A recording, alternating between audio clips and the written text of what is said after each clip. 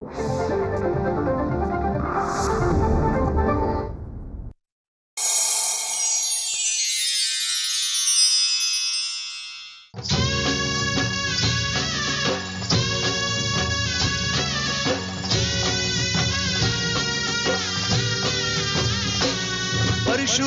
पिता माती माय तुझी दर्या देत आहे माया त्याच्या पोटची परी पैशा पायी गाठलीस तू एसटी मुंबईची माया रडवली बाय तिष्ठवली बापूस बोले ना काही व्यथा मनाची गेली रे सुकून बोल त्यांच्या डोळ्यांची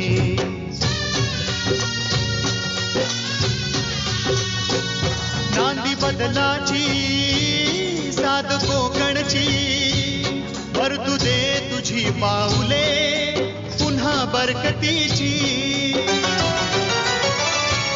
माती कोकणची नाती जन्माची माती कोकणची नाती जन्माची या भावलीला हा खिळा पिंपळाच्या झाडाला ठोकायचा तरच हा वाचेल. त्या गणू काकाला कसले भलते सलते सल्ले दिले तुम्ही? भलतं सलत? अरे त्याच्या भल्यासाठी तर केलं आम्ही. भल्याचं त्याला भक्ताकडे घेऊन गेलात, मग स्मशानात घेऊन गेलात, त्याचं भलं केलं. मग काय करायला पाहिजे होतं? त्याला भीती वाटत होती, त्याला बरं वाटत नव्हतं, तर त्याला डॉक्टरकडे घेऊन जायचं ना, औषधोपचार करायचे. मीच गणू काकांच्या दारात लिंबू टाकला. मीच त्यांना भूताची भीती दाखवत होतो. अरे आणि मीच त्यांना सांगितलं की झाडाला भावली ठोका म्हणून. तुझ्या तर आणि माडाची जमीन पण मीच विकायला सांगितली त्यांना. अरे हा तरी चालला. गेल्या वर्षापासून माझ्या माडाच्या जमिनीच्या मांग लागला होता. काय समजलं? आता कळलं गणू काका? भाऊ आप्पा, तुमच्या अंधश्रद्धेपायी गणू काकांचं किती मोठं नुकसान झालं असतं कळलं? जमीन ती जमीन गेली असती, शिवाय भूताची भीती बाळगून आयुष्यभर खचले असते. होय. तुम्ही देवावर विश्वास ठेवता ना, मग या भूतावर विश्वास का ठेवता? तुम्ही देवपूजा करता ना, मग हे तंत्र मंत्र आणि मुख्य प्राण्यांचे बळी देण्यावर विश्वास का ठेवता? कशासाठी? अरे प्रकाश, चांगलं असतं तसं वाईटही असतं, शुभ असतं तसं अशुभही असतंच ना. हो ना, अशुभ असतं, पण तुम्ही शुभ चिंता दुसऱ्याचं. तुमच्या वाटेला अशुभ कधीच येणार नाही. तुम्ही चांगला विचार करा, तुमचं चांगलंच होईल. मला मान्य की चांगलं आणि वाईट हे नाण्याच्या दोन बाजू आहेत, पण तुम्ही चांगली बाजू घ्या, वाईट तुमच्या पाठीला कधीच येणार नाही. दुःख, ताटातूट, नुकसान हा आयुष्याचा महत्त्वाचा घटक आहे, पण तो आपण सकारात्मक दृष्टीने पाहायला पाहिजे. तर मग आपण जगण्याकडे आपला दृष्टिकोन वाढवू शकतो, रुंदावू शकतो, आणि आपल्या जगण्यावरचा विश्वासही वाढू शकतो. मग हे भोंदूबाबा, गंडे दोरे यांचा कधीच विचार करायला लागणार नाही. येते का काही लक्षात? आली. आमची चूक आमच्या लक्षात आली. पण ज्याला सगळा काय चुकला ना, तो मांजाच चुकला. तुम्ही एवढं सगळा करता तो माझ्या प्रेमापोटीच करता हो ना. मनाच खालायला हवा होता. लिंबू मिरची कोणाचं काय नुकसान करत नाही. नुकसान करतो ना तो फक्त आपला वाईट विचार. काय समजला? आज प्रकाश गुरुजींनी खऱ्या अर्थानं आपलं बौद्धिक घेतलं, म्हणजे आपल्या डोक्यात खऱ्या अर्थानं प्रकाश पाडला. होय. हो. हे पण प्रकाश भावा, सगळा अण्णांना सांगू नको. हा नाही सांगणार. मलाही ते अण्णांना सांगायला नाही आवडणार. आणि अण्णांच्या गावात अंधश्रद्धा ही अण्णांसाठी अभिमानाची गोष्ट नाही आहे. पण एक लक्षात ठेवा, इथून पुढे आपण जबाबदारीनं वागायचं आहे. बरोबर ना? हो बरोबर आहे. अण्णांना मान खाली घालायला लागेल असं आम्ही कधीही वागणार नाही. आणि मी पण तसला नाही काय करणार. कसला? लिंबू, कुंकू, चाचणी.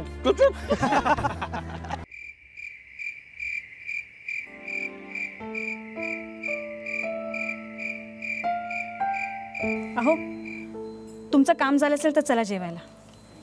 तू जेव, मी आलोच. हो असं काय करताय? जेवून सुद्धा हे काम करू शकता ना तुम्ही. एखादा पेपर तपासायला घेतल्यावर तो जर मध्येच सोडला तर त्या विद्यार्थ्याची एकूणच बुद्धी काय आहे याचा अंदाज येणार नाही ना.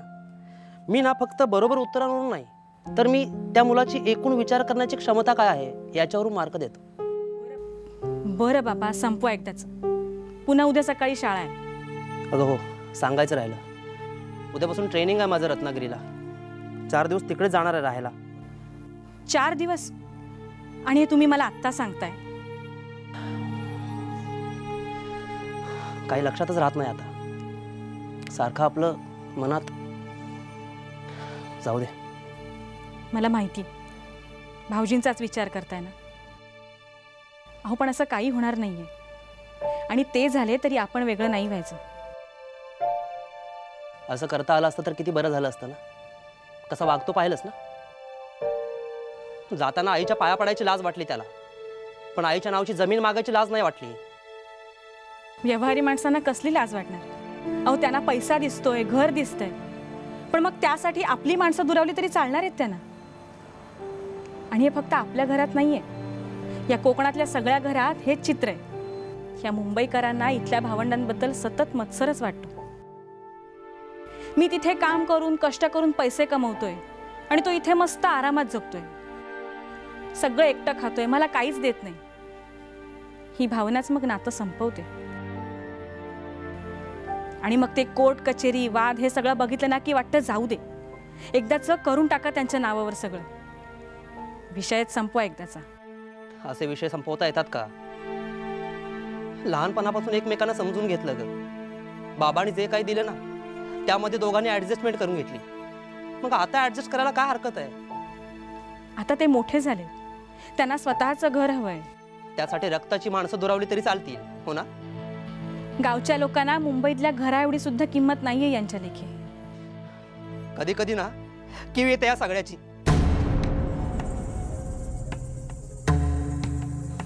कुणासाठी एवढ्या जीवाच्या आकांताने सांगतोय मी हे? काही दिवसांनी मुंबईत राहणं अशक्य झालं ना तर हे घरच राहणार आहे इथे फक्त. आणि तेच जर विकून बसला तर मग जाणार कुठे? आणि मुलांचं काय याचा नको विचार करायला? नाही, मुंबईत घर घेण्याला माझी काही हरकत नाही, पण हे अगं हक्काचं घर हे नको ना हातातलं निघून जायला. आणि मी म्हणतो आहे कितीशी जमीन आपली, आणि ती जर विकून टाकली तर मग हा जाणार कुठे? गावात पाय ठेवायचं मुश्किल होईल. मग ना इथला राहील ना मुंबईचा. आणि त्याचे असे मधल्यामध्ये झालेले हाल मला बघवणार नाहीत ग. त्याला वाटतंय ना याच्यामध्ये माझा ना काहीतरी हेतू आहे, पण त्याचं भलं व्हावं याच्या पलीकडे दुसरा कुठलाही हेतू नाही ग माझा. अगदी मनापासून सांगतो तुला.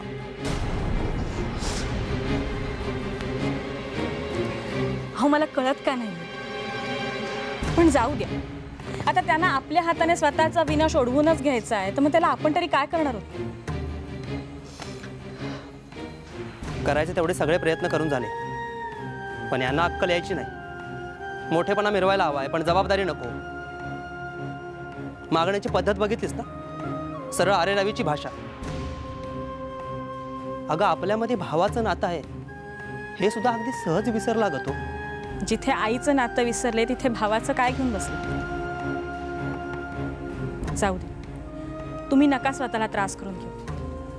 तुम्हीच म्हणता ना की इतरांनी कसं वागायचं हे आपण ठरवू शकत नसलो तरी आपण कसं वागायचं हे आपण ठरवू शकतो ना.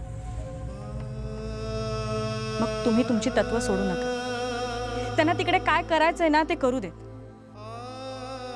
अपेक्षा ठेवली की त्रास होतो, मग अपेक्षाच नको ना ठेवूया. आणि इथे जे काही कमी जास्त मिळेल त्यात आपण निभावून नेऊ. ते ठाऊक आहे ग मला, पण मुलं लहान आहेत, उद्या खर्च वाढणार आहे हे नको कळायला त्याला. पुन्हा तेच. अहो तुम्ही नका ना काळजी करू. बरं चला, तुम्ही जेवायला चला, ते नंतर तपासा पेपर्स. अहो चला म्हणते ना, पुन्हा उद्या सकाळची तयारी. हे बघा, सुट्ट्या संपायला अजून खूप वेळ आहे. निवांत तपासत बसा पेपर्स. तुझा पुढे येतोच. या हा लगेच. मी पानं घेते.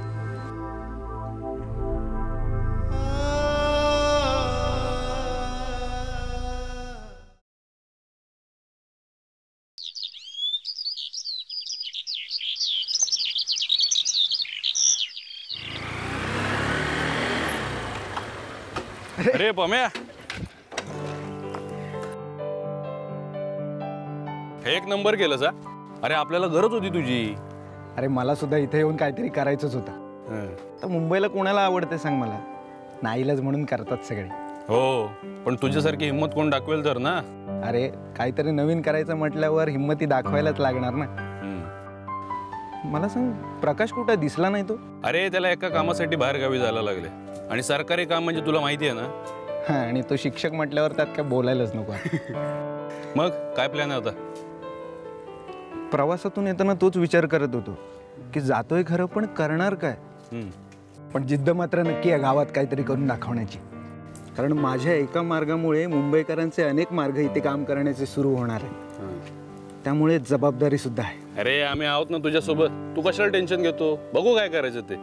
अरे आत्ता कुठे आलाय, जरा श्वास तरी घे. आणि तू काय बाबा मार्केटिंग मधला स्मार्ट माणूस आहेस. तुझा हात कोण धरणार आहे? हा, हे बघ, ते तिकडे मुंबईत, इथे सगळं नव्याने सुरू करायचंय. हो ते झालंच रे. आणि काय मॅडमनं काही कळवलं की नाही? हे नाही, तिला सरप्राईजच देईन म्हणतो. आनंदाने वेडी पिशी होईल ती. नाही, पण कशी वागेल ती सांगता येत नाही रे. तिची भीती वाटते रे खूप. झालं, आत्तापासूनच भ्यायला लागला. अरे तिचं प्रेम आहे तुझ्यावर. आणि तू इथे आलास, तिला आवडणार नाही का?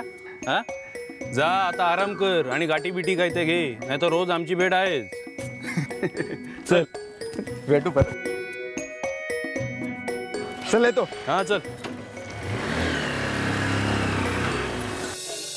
चला. काय ग सवे, कुठे चाललीस? बारशाला. तू आणि बारशाला? हो का? आमंत्रण आहे का तुला? हो, आमंत्रणाची काय गरज आहे? वांगणकरांसाठी आमचं अगदी घरच्यासारखं आहे. ते खरं आहे ग. तरी पण काय? अगं तुला एवढं सुद्धा कळत नाही का? ग तुझ्या आई वडिलांनी तुला काही रीत भात नीती नियम काही शिकवलेत की नाही? अहो कसल्या रीतीभाती, कसले नीती नियम? घ्या शिकवा आता हिला रीत भात. अगं तुला एवढं सुद्धा कळत नाही? वांस बाई ना तू. अगं वांस बाईनं असं बारशाला जाऊ नये, अपशकुन होतो, कळत नाही? अहो पण माझा तसा काहीच प्रॉब्लेम नाहीये. अगं काय म्हणतेस तू? 4 वर्ष झाली, अजून तुला मुलबाळ नाहीये आणि म्हणे काही प्रॉब्लेम नाहीये. तुम्ही माझं एकदा ऐकून घ्याल का? गप्पा बस. घरी जा आधी. तिथे येऊन उगाच तमाशा नको. बस तिथे येशील आणि स्वतःचीच लाज काढून देशील. चला ग.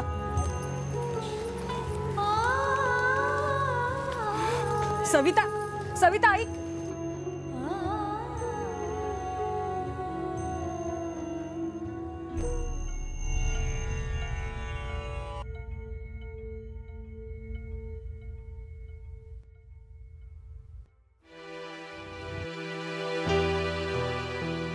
काय आणलं जाता काय? अरे आम्ही कुठं जाऊन जाणार, तालुक्याला चाललं कामासाठी. कसं काय चाललं तुझं दुकान? जरी गावात कुठे दुकानं चालतायत ना. दुकानं चालतात शहरात. पोटा पाण्यापुरता वाईट धंदा होतो. अरे मग ते काय कमी आहे का? हा, 3 महिने आंबा काजू आणि 12 महिने माडाचं उत्पन्न घेतोस की? मग घेतो, पण त्याचं काय खरं नाही हो अण्णानू.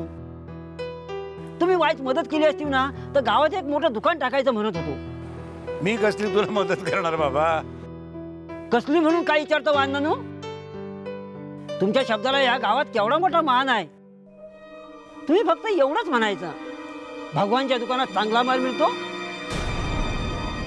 आणि गावातल्या खताच्या दुकानात बाद माल मिळतो म्हणून. का तुझा तुझ्या मालावरती विश्वास नाही का? तसं नाही अण्णानू. झालं तुमच्या बरोबर बोलायचं म्हणजे लय विचार करून बोलायला लागतं. येता नाही नको, मी जातो. ये.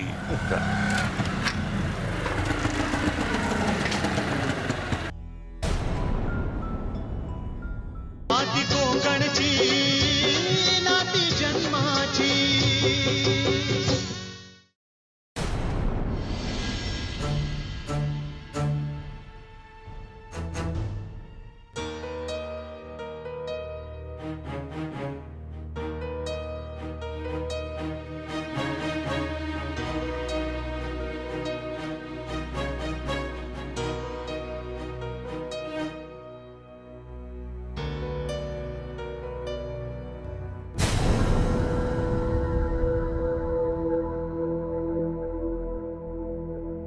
अरे मधुकर,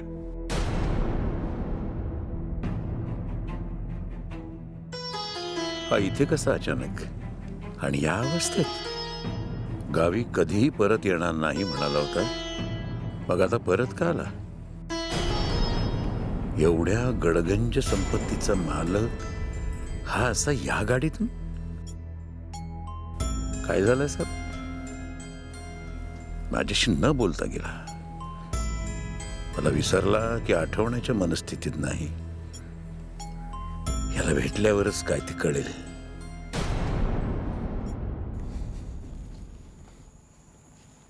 हॅलो. हॅलो सरे, मी गावी आलोय. काय सांगतोस? अगं तू ऐकतेस तेच. आधी का नाही कळवलंस? किती वाईट आहेस तू पमा. मग वाईट माणसाला भेटायचं नाही का?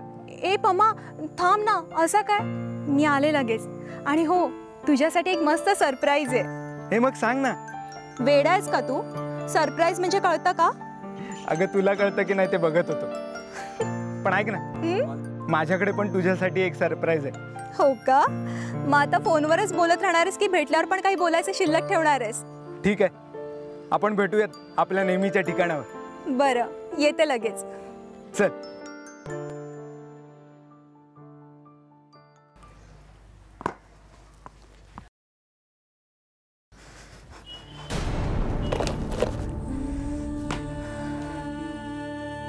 आजवर लोक मागून बोलत होते तोवर ठीक होतं. आता समोरासमोर बोलायला लागले.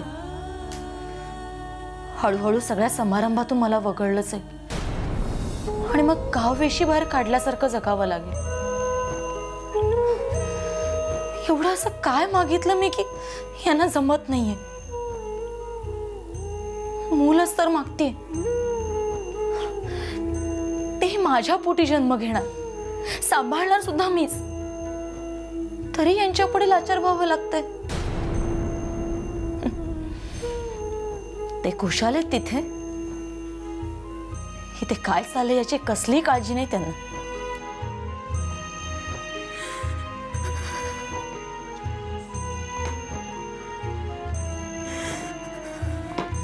माती कोकणची नाती जन्माची.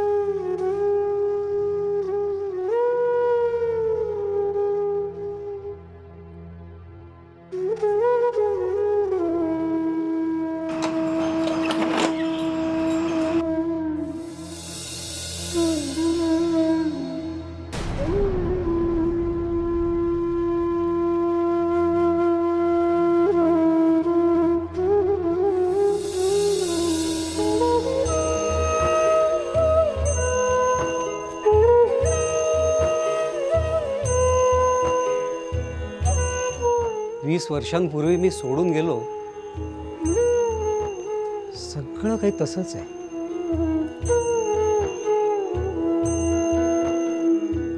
पण मी मात्र पुरता बदलून गेलोय.